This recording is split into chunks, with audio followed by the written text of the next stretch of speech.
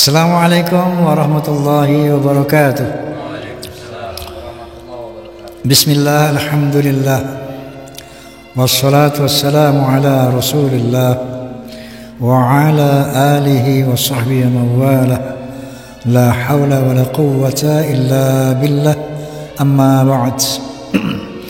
Sebagaimana biasa, saya ingin menyapa fans of Roma and Soneta Forza, kemudian Fahmi Tamami, Forum Silaturahmi Ta'mir Masjid dan Musholla Indonesia, kemudian PAMDI, Persatuan Artis Musik Dangdut Indonesia, juga PWI LS, Perjuangan Wali Songo, Laskar Sabilillah, kemudian pejabat Persatuan Pengacara dan Jawara Bela Umat, kemudian juga PIN, Perisai Idaman Nasional, juga Klaners, dan seluruh pemirsa di mana saja Anda berada, rahimakumullah. Amin.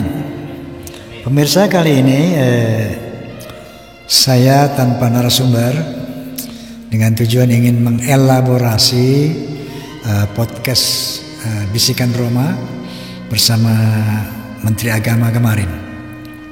Adapun yang diutarakan dalam podcast minggu lalu itu adalah ada 3 hal. Yang pertama mengenai isu PIK 2. Yang kedua mengenai moderasi beragama, dan yang ketiga mengenai polemik nasab Ba'alawi. Baik, yang pertama, bahwa kemarin Menteri Agama ketika meninjau PIK 2, Pantai Indah Kapuk 2, yang konon menjadi proyek strategis nasional PSN. Ketika beliau meninjau ke sana, beliau melihat satu bangunan vihara yang begitu megah. Kemudian tapi beliau tidak mendengar suara adzan. Nah, ini menjadi suatu keprihatinan beliau bahwa di Nusantara yang mayoritas Islam ini, di PIK 2 di Jakarta nggak bunyi gitu istilahnya ya, bahwa beliau sampai mengatakan bahwa kemerdekaan ini direnggut, diperjuangkan oleh putra-putra bangsa, khususnya umat Islam. Kalau kita melihat makam-makam pahlawan di seluruh Indonesia, itu adalah semua umat-umat Islam yang telah mengorbankan jiwanya demi kemerdekaan Indonesia. Tapi setelah merdeka, justru umat Islam yang majoriti dan pejuang kemerdekaan ini hanya menjadi penonton saja. Ini keprihatinan yang beliau nyatakan bahwa ada satu kesenjangan yang luar biasa antara kaya dan miskin, oligarki dan rakyat Indonesia. Sementara di dalam preambul Undang-Undang Dasar kita ada satu narasi yang berbunyi bahwa pemerintah berkewajiban melindungi segenap bangsa Indonesia dan melindungi seluruh tanah tumpah darah Indonesia. Yang kedua, memajukan kesejahteraan umum. Ketiga, mencerdaskan kehidupan bangsa. Dan keempat, berperan aktif di dalam perdamaian dunia yang berdasarkan pri kemanusiaan dan pri keadilan.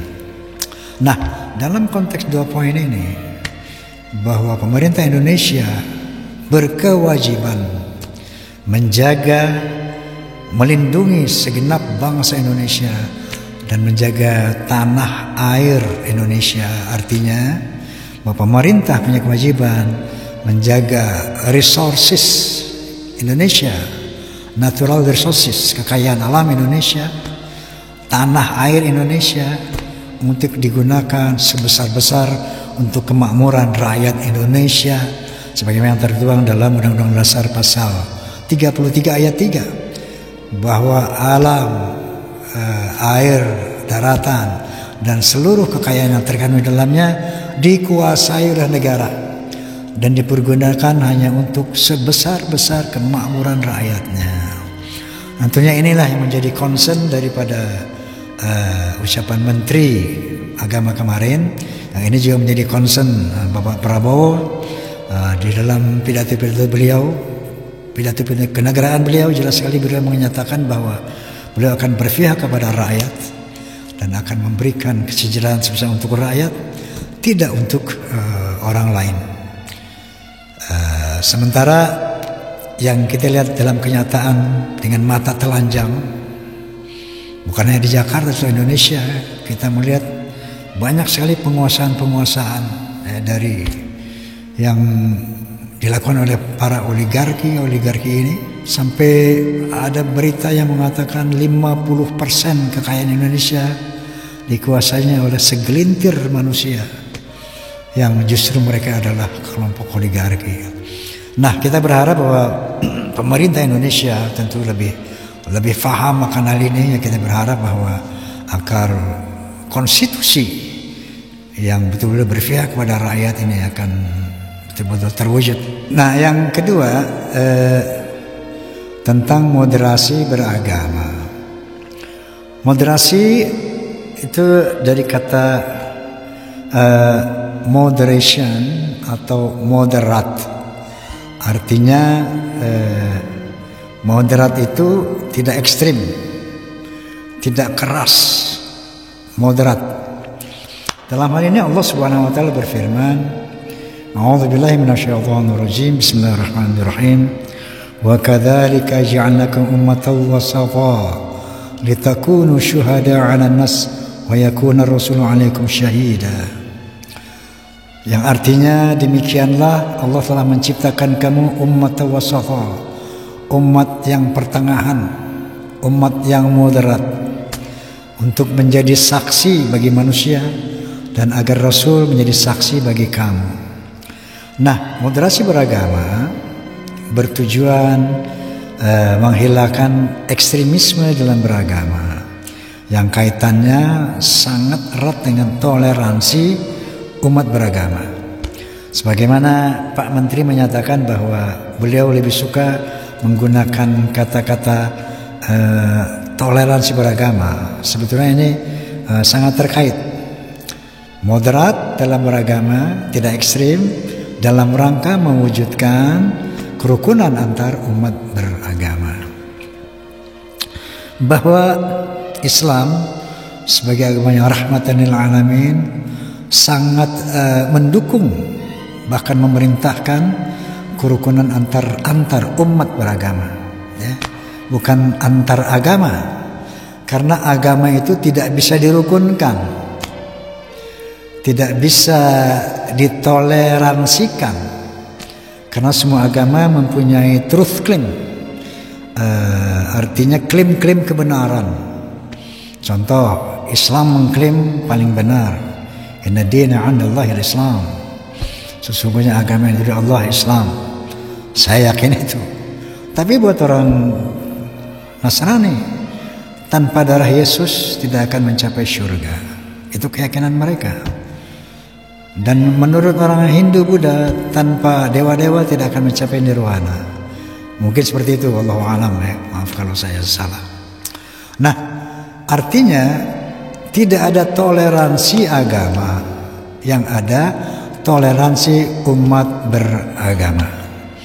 Nah, oleh karena itu Islam dalam hal ini Allah Subhanahu wa taala bahkan memerintahkan toleransi itu, sebagaimana firman-Nya, A'udzubillahi minasyaitonir rajim. Bismillahirrahmanirrahim. Ya ayuhan nas, inna khalaqnakum min dzakarin wa untha wa ja'alnakum syu'uban wa qabaila lita'arafu. Wahai manusia, aku ciptakan kamu dari seorang laki dan perempuan. Dari dua orang ini aku ciptakan kamu menjadi berbangsa-bangsa. Dari bangsa-bangsa itu aku ciptakan kamu menjadi bersuku-suku. Contoh, Allah menciptakan bangsa Indonesia. Lalu dari bangsa Indonesia ini diciptakan 700 suku bangsa, yang notabene berbeda bahasa, berbeda budaya, berbeda agama. Lalu apa kata Allah selanjutnya? Lita'arafu, untuk saling mengenal. Bermakna juga lita'arafu, untuk saling menghormati. Nah, hal ini lebih jelas kalau kita lihat firman Allah yang selanjutnya, yang lainnya. Qala ta'ala, a'udzubillahi minasyaitonir rajim. Bismillahirrahmanirrahim. Wala tasubbul ladzina yad'una min dunillah fasubullahu adwan bighairi ilmin. Jangan kamu menghina tuhan-tuhan lain yang mereka sembah selain daripada Allah, karena hal itu akan memungkinkan mereka menghina Allah tanpa kebenaran, tanpa ilmu pengetahuan. Nah, jadi dalam dua hal ini jelas sekali Allah melarang kita menghina agama lain, dan Allah memerintahkan kita untuk saling menghormati agama lain. Sebagaimana ada satu kisah zaman Rasulullah SAW ketika kafir Quraisy meminta Rasulullah SAW untuk bergantian menyembah Tuhan. Hari ini mereka menyembah Allah, kemudian hari lainnya diminta Muhammad menyembah Tuhan-Tuhan mereka, Lata, Uzza, Manat, dan Hubal misalnya. Nah, ini maka turunlah firman Allah Subhanahu wa taala. Qul ya ayyuhal kafirun ala a'budu ma ta'budun wa la antum 'abiduna ma a'bud wa la ana 'abidun ma 'abadtum wa la antum 'abiduna ma a'bud lakum dinukum waliya din. Katakanlah hai orang-orang kafir, aku tidak menyembah apa yang kamu sembah, dan kamu tidak menyembah apa yang aku sembah. Sesembahanku bukan sesembahanmu, sesembahanmu bukan sembahanku. Lakum dinukum waliyadin. Silahkan laksanakan agamamu, aku melaksanakan agamaku. Itulah toleransi dalam Islam. Artinya apa? Toleransi yang bisa dilakukan adalah toleransi umat beragama, bukan toleransi agama. Oleh karena itu, mestinya adanya pluralisme ini sesungguhnya mencederai semua agama, karena pluralisme ada kecenderungan menyamakan agama. Nah, sementara agama itu nggak sama. Agama Islam mengatakan sholat 5 waktu, yang nggak sholat berdosa. Umat Kristiani mengatakan harus setiap minggu ke gereja, nggak kerja berdosa. Nggak bisa disama-samakan. Yang betul adalah pluralitas sebuah satu kenyataan yang menjadi sunatullah. Allah lah yang menciptakan pluralitas itu. Allah yang menciptakan perbedaan itu. Sebagaimana firman Allah Subhanahu wa taala, "Walau syaa rabbuka la amana min fil ardi kulluhum jami'a." Afa anta tukrihun nasa hatta yakunu mu'minin. Shadaqallahul azim. Ya Muhammad, ini ketika Tuhanmu berbicara, kalau Tuhanmu mau bahwa semua manusia akan menjadi beriman, apakah kamu mau memaksakan manusia agar menjadi beriman?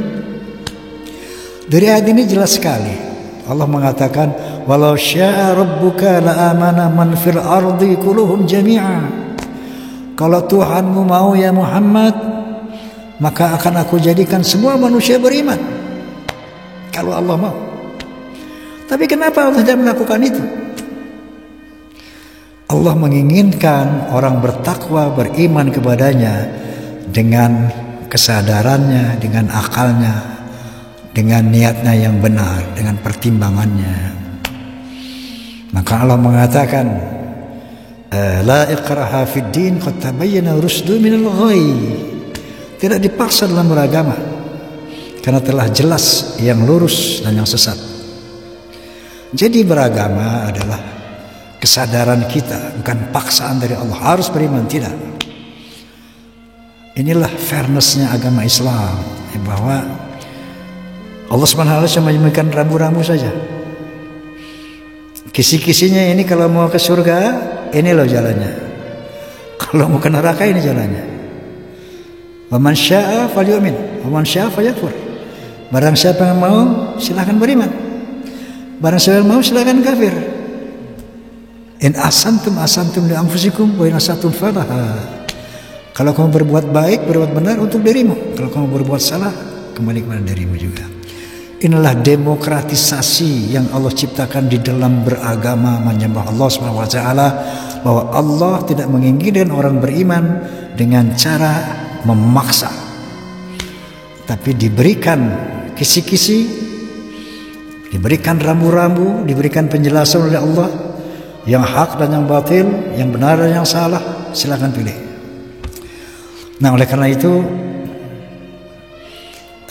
pluralisme, wrong way, dan tidak disepakati oleh semua agama, karena tidak ada agama apapun yang mau disama-samakan dengan yang lainnya, karena mereka punya truth claim, mereka punya meyakini agama mereka yang terbenar menurut mereka, gitu kan.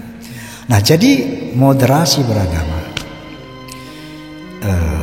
beragama secara moderat, tujuannya untuk membuat iklim sosial di Indonesia ini menjadi baik.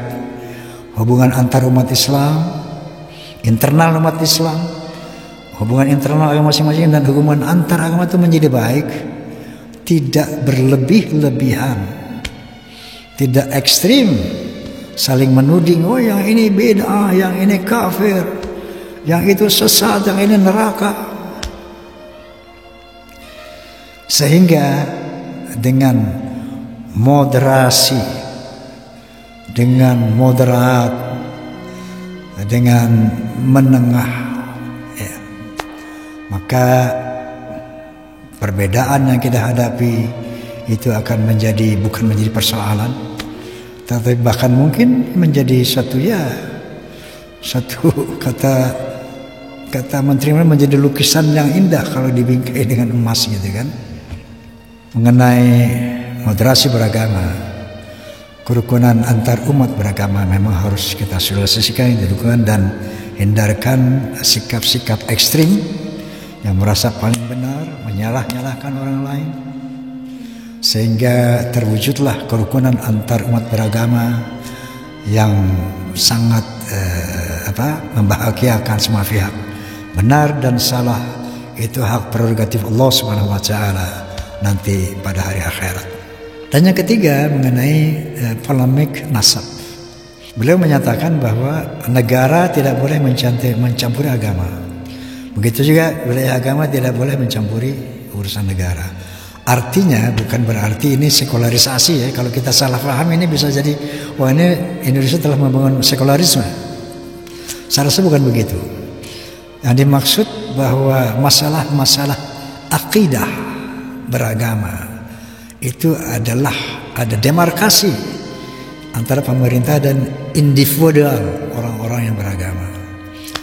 Tidak boleh negara, artinya melibatkan diri di dalam akidah, keyakinan umat beragama. Itu betul-betul sesuatu yang dilindungi oleh undang-undang dan sesuai dengan Al-Quran Al-Karim.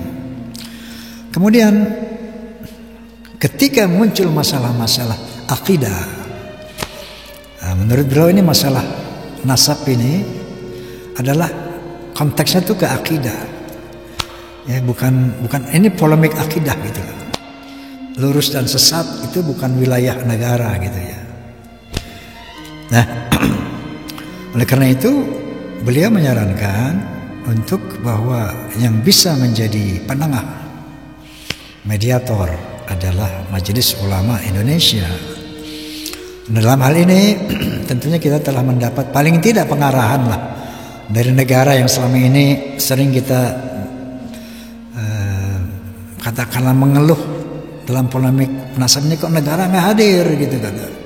Nah, ternyata kemarin Pak Menteri sebagai perwakilan negara telah menyatakan penjelasannya bahwa polemik nasab ini harus dibawa ke Majelis Ulama Indonesia sebagai pihak yang punya kompetensi untuk menyelesaikan masalah nasab ini. Dalam hal ini tentunya alangkah baiknya kalau kita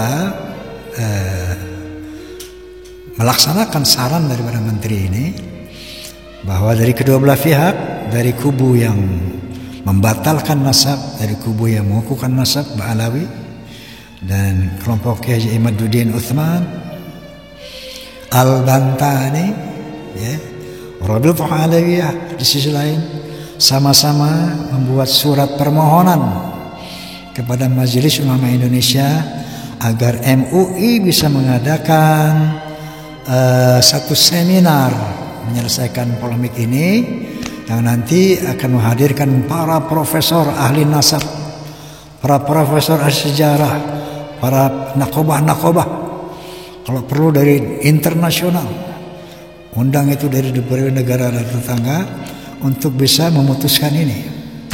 Nah, karena sebetulnya di dalam musyawarah Nahdlatul Ulama sendiri yang ke-30 kalau nggak salah di Solo, ada lembaga Bahsul Matsail yang membolehkan tes DNA untuk membatalkan nasab. Nah, ini bisa digunakan ini karena ini ada fatwa dari NU, organisasi Islam yang terbesar di Indonesia, memfatwakan dalam musyawarah nasional yang ke-30 di Solo bahwa tes DNA bisa dilakukan untuk membatalkan nasab. Nah, inilah yang diajukan ke ke MUI. Sementara Menteri menyatakan nanti hasil dari MUI itu direalisasi oleh negara. Nah, barangkali kita berharap nanti negara akan punya sebuah lembaga, ya, untuk membuktikan keabsahan nasab seseorang kepada Rasulullah. Karena umat Islam ini terbesar di dunia adalah di Indonesia. Maka ketika terjadi polemik nasab, katakanlah Majelis Ulama Indonesia menentukan sikap, kemudian direalisasi oleh kementerian, dan kementerian saya rasa harus membentuk sebuah lembaga, sebuah badan khusus untuk meneliti nasab yang berkaitan kepada Rasulullah SAW, karena dalam rangka menjaga kesucian, menjaga marwah Rasulullah SAW sebagai manusia yang termulia, teristimewa di dunia dan di akhirat. Jadi insya Allah dengan lembaga ini saya rasa selesai. Semua yang mengaku tes DNA ada lembaga negara untuk mentes kebenarannya. Di sana ada ahli ilmu nasab dan terutama tes DNA. Saya rasa dengan demikian insya Allah selesai. Cuma dengan catatan bahwa kepada teman-temanku, sahabat-sahabatku dari kaum Ba'alawi, mari kita muhasabah, introspeksi. Ini ada koreksi loh dari saudara kita sesama mukmin loh. Innamal mu'minuna ikhwatun. Orang-orang beriman itu saudara. Enggak ada orang beriman itu dajjal. Enggak ada. Bersaudara. Apalagi Imaduddin ini meneliti secara ilmiah. Sebegitu telitinya. Dari Masya Allah, kalau saya ceritakan lagi ini udah membosankan ini. Begitu sangat meyakinkan secara ilmiah. Oleh karena itu sebaiknya nih teman-temanku dari kaum Ba'alawi, ini ada apa nih? Ada satu kecurigaan, ada satu koreksi nih terhadap kita nih. Yuk kita koreksi. Oh, ada anjuran tes DNA. Ayo kita tes DNA. Sebagaimana seruan imam besar kalian, Muhammad Rizik Syihab, untuk tes DNA. Nah, kepada sahabatku Muhammad Rizik Syihab, Anda kasih komando kepada teman-teman Ba'alawi. Ba'alawi, sesuai dengan perintah saya tempoh hari, kita dulu yang tes DNA. Yuk tes DNA. Begitu akhi. Nah, setelah Anda lakukan itu, Anda akan dicintai Allah, dicintai Rasulullah, dicintai umat Islam sedunia. Kenapa? Anda telah bersikap sportif, gentleman, mukmin, shadiqin. Keren. Tas enak. Oh, ternyata kita bukan turunan Nabi. So what? Inna akramakum indallah atqakum. Tinggian derajat kita insyaallah takwa. Bahkan kemarin Pak Menteri kita telah menyitir satu ayat. Ketika Kan'an, anak kandung dari Nabi Nuh alaihissalam, berbeda akidah, maka teriaklah Nabi Nuh kepada Allah Subhanahu wa taala, "Ya Allah, anakku, tolong." Apa kata Allah? "Innahu laisa min ahlik." Dia bukan ahlimu, dia bukan keluargamu. Allah putuskan itu silaturahim antara ayah dan anak ketika sang anak tidak lagi sejalan dalam akidah dengan sang ayah. Innahu laisa min ahlika ya Nuh. Nah, ini juga satu i'tibar buat kita, bahwa ternyata nasab tidak ada artinya di sisi Allah nanti pada hari kiamat. Wa qala Nabi sallallahu alaihi wasallam, la fadla li Arabin ala ajamin. Tidak ada kelebihan bangsa Arab dari bukan Arab illa bi taqwa, kecuali dengan takwa. Kemarin disitiri oleh Pak Menteri. La fadla li Arabin ala ajamin illa bi taqwa. Tidak ada kelebihan bangsa Arab dan bukan bangsa Arab kecuali takwa. Kenapa Nabi mengatakan tidak ada kelebihan bangsa Arab? Karena Nabi adalah orang Arab. Maka beliau selalu menyatakan tidak ada kelebihan dari bangsaku, dari bangsa-bangsa selain aku, kecuali takwanya. Arab aja nggak ada kelebihan, apalagi bangsa Yaman. Kan begitu logikanya nih. Jadi yuk kita introspeksi. Begitu dinyatakan, wah ternyata kita bukan. Saya bertobat kepada Allah yang selama ini saya telah menggunakan namamu ya Rasulullah. Sebagian kami telah menjual namamu ya Rasulullah untuk mendawir-dawir umatmu. Taubat. Kan kalau minta apa-apa, ini untuk Rasulullah. Mau dapat syafaat enggak? Kalau nggak cinta sama aku nggak dapat surga. Kalau nggak cinta sama aku nggak dapat syafaat. Aku yang Inna lillahi wa inna ilaihi raji'un. Saya rasa polemik ini harus selesai. Tujuannya apa? Ukhuwah Islamiyah, itu goalnya. Mbak Alawi lah yang memberikan Indonesia. Indonesia milik Tari, milik Mbak Alawi. Minta maaf. Setelah Anda minta maaf, saya yakin umat Islam Indonesia akan memaafkan Anda, dan disitulah momentum yang indah. Allah akan mempersatukan kita kembali dalam ukhuwah Islamiyah. Wa'tasimu bihablillahi jami'an wa la tafarraqu. Baru kita bisa bersatu ya sohibku dari Malawi. Baru kita rukun, asik deh majelis taklim bareng-bareng, lebaran bareng-bareng, puasa jalan bareng-bareng, weh asik ya kan. Inilah kira-kira sekedar ungkapan saya mengelaborasi dari podcast kemarin bersama Menteri Agama. Semoga sebagaimana sering saya utarakan, wallahil azim, tanpa kebencian, tanpa kepentingan, illa ud'u ila sabili rabbik bil hikmah wal mau'izatil hasanah. Mudah-mudahan apa yang saya sampaikan ini bisa turut mencerahkan, terutama dalam polemik ini. Capek kita ya, kita akhiri dengan proses seperti itu. Oke? Setuju saya rasa ya? Sahib. Amin. Baik, wallahul muwaffiq ila aqwamit thariq, billahi taufiq wal hidayah. Assalamualaikum warahmatullahi wabarakatuh.